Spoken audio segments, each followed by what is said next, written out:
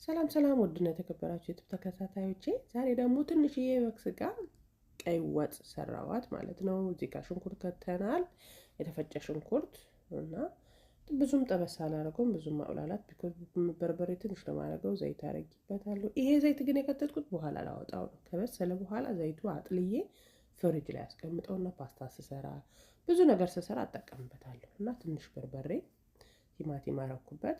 በቃ ምንም ብዙ ሰዓት የሚያስፈልገው አይደለም።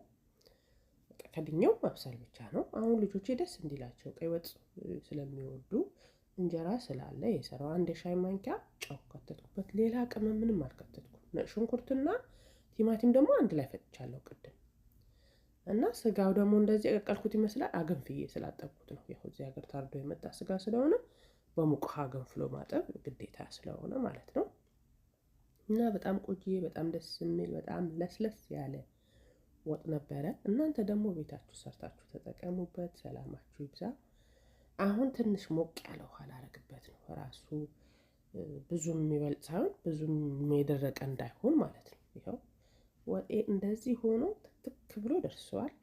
በጣም የሚጣፍጥ አስባችሁታል። የበግ ወጥ ደግሞ ቀይ ወጥ ተሰርቶ በጣም ደስ የሚል ነበረ። ባይ ባይ ባይ እላለሁ። መልካም ጊዜ